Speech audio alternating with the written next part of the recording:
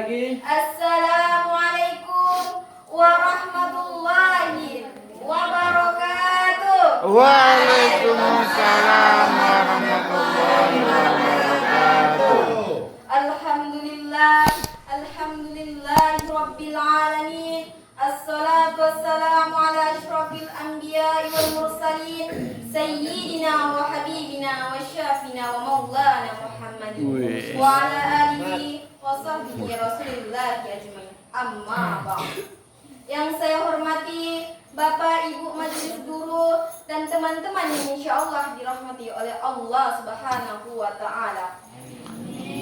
Pertama-tama yang paling utama, marilah kita panjatkan puja dan puji syukur kepada Zat yang Maha Ghafur, yang nikmatnya tidak pernah terukur, walaupun oleh para insinyur, apalagi tukang cukur dan tukang bajigur. Yang Maha Pengasih, yang kasihnya tidak pernah pilih kasih, yang Maha Penyayang, yang sayangnya tidak pandang orang. Karena atas karunia-Nya lah kita dapat berkumpul bersama dalam rangka Maulid Nabi Muhammad SAW.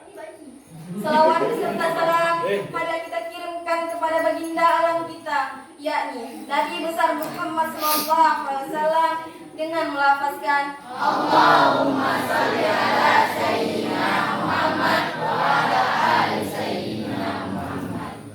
Baiklah, pada kesempatan kali ini saya akan menyampaikan tausiah saya yang berjudul Maulid Nabi dan Akhlak Karimah Rasulullah. Mengapa kita memperingati Maulid Nabi Muhammad SAW?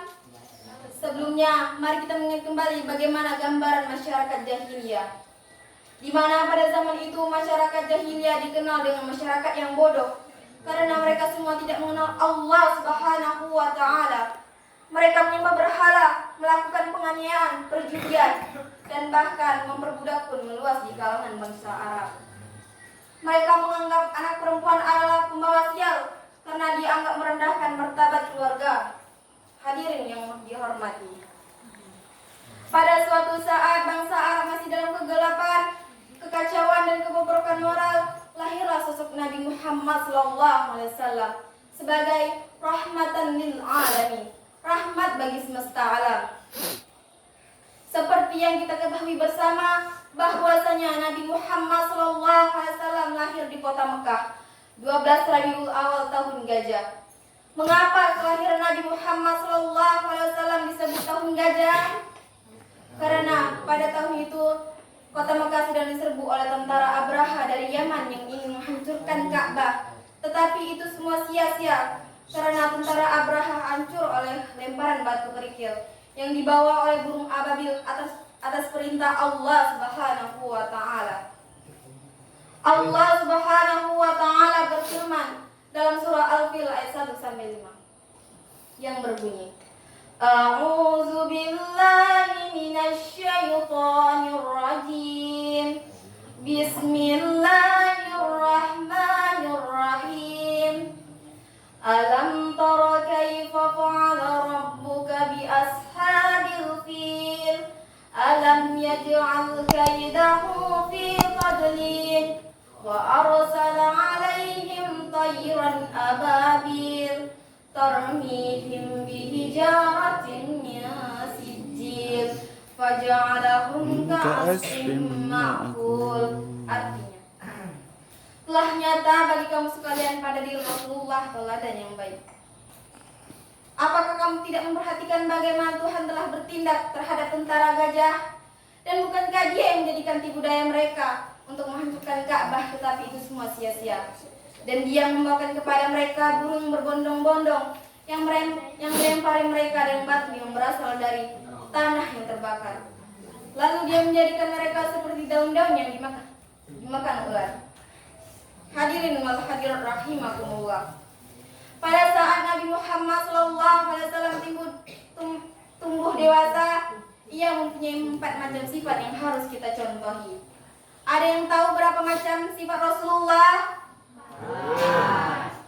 Sifat Rasulullah ada 4 macam. Yang pertama, sidik, yang artinya jujur.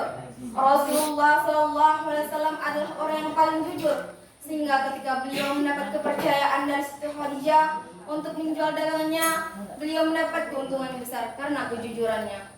Sifat ini harus kita contohi karena sehingga akan terbangunlah kehidupan yang harmonis, tidak akan terjadi korupsi, tidak akan terjadi penyuapan dan penyakit mental lainnya. Yang kedua, amanah.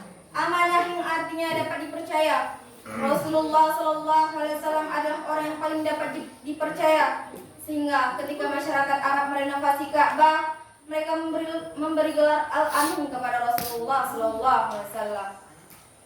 Orang yang amanah tidak akan menyia-nyiakan tugas, tidak akan bekerja asal-asalan, mereka akan bekerja sungguh-sungguh karena mereka tahu akan tanggung jawab yang diembannya.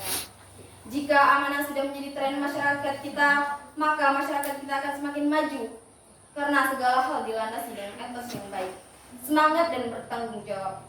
Yang ketiga, tabligh yang artinya menyampaikan. Rasulullah SAW selalu menyampaikan ajaran Allah Subhanahu.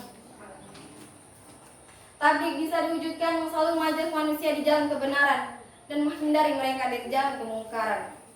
Yang keempat, fadhalah yang artinya cerdas.